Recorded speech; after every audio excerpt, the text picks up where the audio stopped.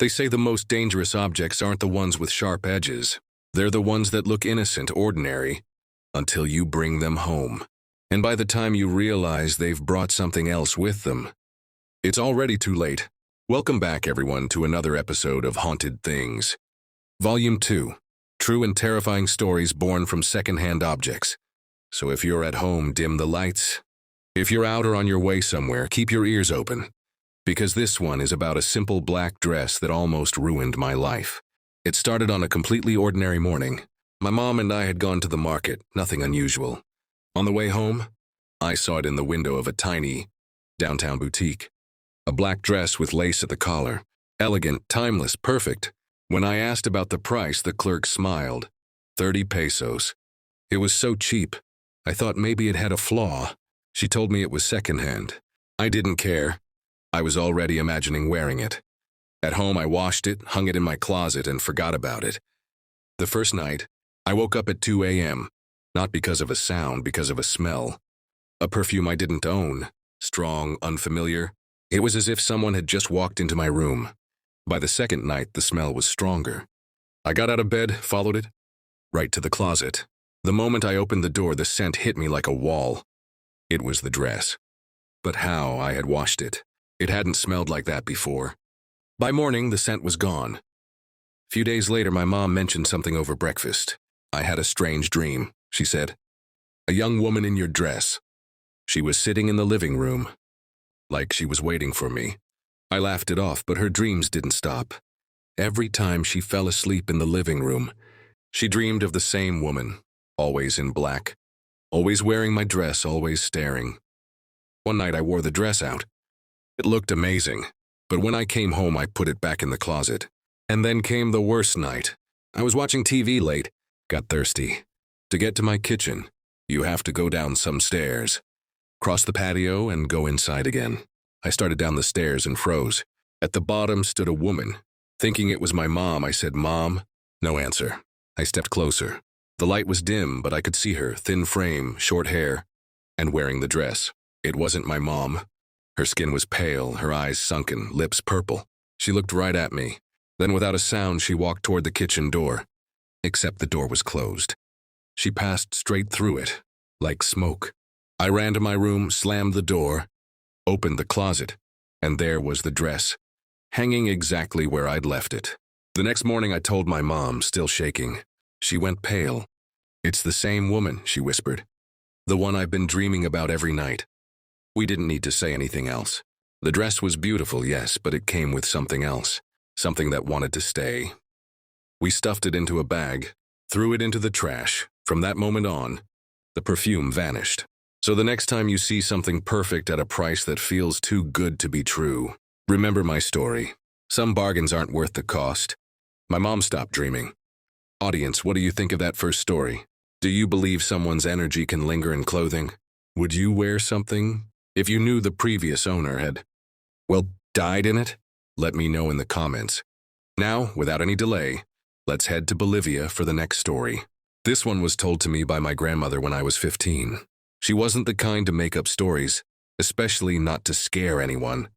She was serious, calm, grounded, but that day her expression was different. It was like she was talking about something that still haunted her. Her name was Isabella.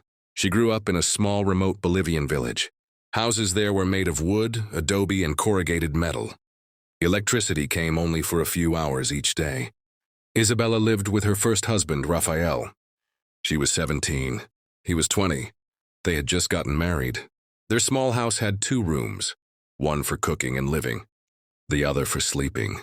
One day, Rafael came home excited from a trip to the ravine where people dumped old things. He'd found something elegant, he said. A large, full-length mirror. It was worn around the edges, but not a single crack. He set it against the bedroom wall right across from the bed. Isabella wasn't thrilled, but she didn't argue. At first, everything seemed fine, until the tapping started. While she was cooking or cleaning, she'd hear it. Knuckles rapping on the glass.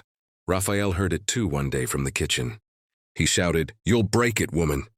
Isabella replied, "It's not me." There was no one else around, not even neighbors nearby. Then came the worst. One night, Isabella woke up and saw something that froze her blood. In the mirror, there was a boy she didn't know, sitting calmly in a small chair, combing his hair over and over. But there was no boy in the room. He existed only in the mirror. She blinked, and he was gone. She didn't say anything. She thought it must have been a dream. Then it was Raphael's turn. One night he woke up thirsty. He saw what he thought was Isabella, standing in front of the mirror, slowly combing her long hair. He whispered, "Isabella, what are you doing awake?" But when he turned toward the bed, Isabella was lying there, sound asleep. When he looked back, the figure in the mirror had vanished. He couldn't sleep the rest of the night. From then on, the activity only got worse. While doing normal chores, they would sometimes see people passing in the mirror's reflection. People who weren't in the house. Adults, children, wearing ordinary clothes. Not ghosts exactly, but as if the mirror was showing another home, another reality. Third story, the school shoes. I don't know if what I'm about to tell you has any logical explanation. I wish it did. But even today, when I remember it, I get a chill I can't shake. My son had just turned 5 when he started kindergarten. Like many moms, I was excited. His backpack, his crayons, his supplies. But just before his first day, I realized the school shoes we'd bought didn't fit right. They were too tight to wear all day. I didn't have much money then, so I went to the Sunday street market to see if I could find something used but decent. And there they were, black school shoes, almost new, perfect size, only 80 pesos. I brought them home excited. But the moment he saw them, he looked uneasy. "Mommy, another boy already has those." "Yes, honey, but now they're yours," I told him with a smile. I didn't push it, thinking it was just his imagination. But that night during dinner, he said something that froze my blood. "Mommy, the other boy won't let me wear them." "What other boy, sweetheart?" "The boy who had them before." I laughed nervously, told him shoes didn't have owners anymore. But that night he refused to sleep with them in his room. He left them outside by the door, saying if they were near, the boy would come too, and that scared him. The first days of school were rough. He kept tripping constantly. At home, he walked fine, but with the shoes on, he always stumbled. I took him to get his eyes, feet, everything checked. The doctor said he was perfectly healthy, but my son insisted the boy was pushing him. One afternoon, he came to me, frightened. Today at recess, the boy from the shoes went into my classroom. "You mean a classmate?" I asked. "No, the boy who owns the shoes." This was getting out of control. He wasn't acting like himself anymore. One night I heard him crying in his sleep.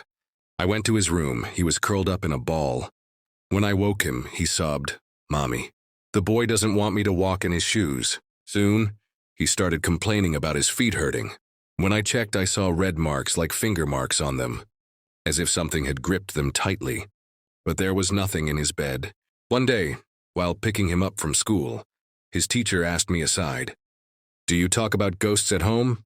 "No," I said. "I don't even let him watch scary movies." She told me he was always fighting with the boy who follows him when he walks, a boy the adults couldn't see. I wasn't looking for logical explanations anymore. I just wanted it to end. That same afternoon, I didn't donate the shoes, didn't sell them. I tied the laces together and threw them into the canal behind the neighborhood. From that day on, my son never spoke of the boy again, and he never had marks on his feet.